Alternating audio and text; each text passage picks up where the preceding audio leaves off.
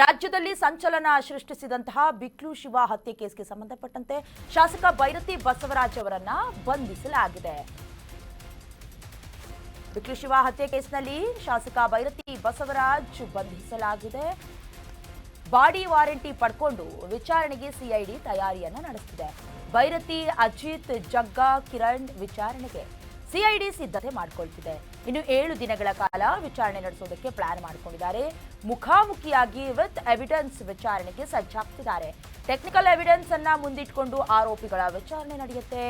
ಭೈರತಿ, ಬಸವರಾಜ್, ಅಜಿತ್ ಇಬ್ಬರನ್ನ ಕೂಡ ಮುಖಾಮುಖಿ ಕೂರಿಸಿ ವಿಚಾರಣೆ ನಡೆಸ್ತಾರೆ. ನನಗೇನು ಗೊತ್ತಿಲ್ಲ, ಕೇವಲ ಪರಿಚಯ ಅಷ್ಟೇ ಅಂತಿದ್ದಾರೆ ಆರೋಪಿಗಳು. ಹೀಗಾಗಿ A1 ಆರೋಪಿ ಜಗ್ಗನನ್ನ ಕರೆತಂದು ಪ್ರಶ್ನೆ ಮಾಡೋದಕ್ಕೆ ಚಿಂತನೆಯನ್ನ ನಡೆಸಲಾಗ್ತಿದೆ.